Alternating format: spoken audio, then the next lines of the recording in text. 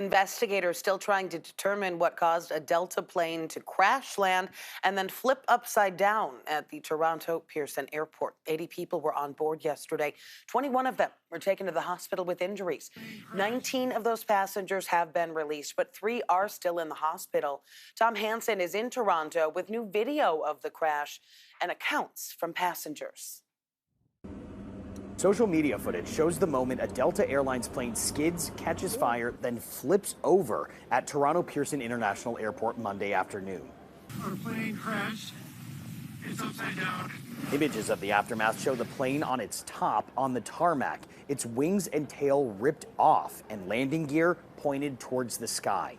All of a sudden, everything just kind of went sideways.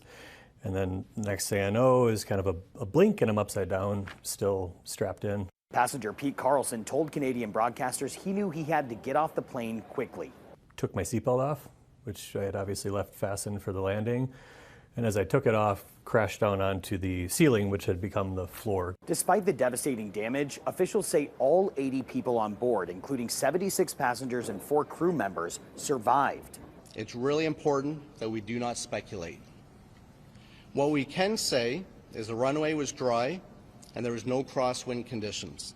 Aviation experts say investigators will now begin a methodical review to piece together what went wrong, taking a close look at weather conditions.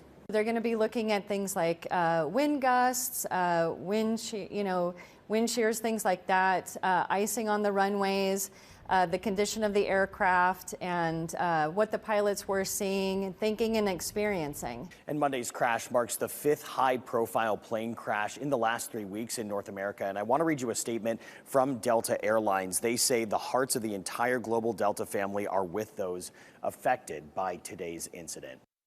And of course, this comes about 2.5 weeks after an Army helicopter and an American Airlines regional jet collided midair near Washington, D.C. 67 people were killed in that crash.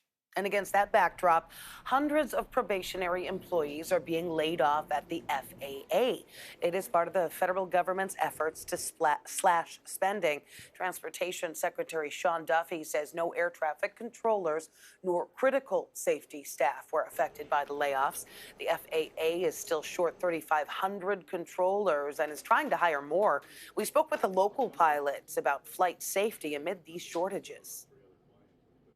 My friends and relatives are always asking me, is it safe to fly? Well, I think generally it's safe. I do not think it's as safe as a lot of officials would like to have you realize. If you look in the past 12 months, we've had about 300 serious close calls. The runway incursion rate is up at record levels. Well, you can find the latest updates on the investigation into that Toronto plane crash on our website, kpix.com, and the CBS News app.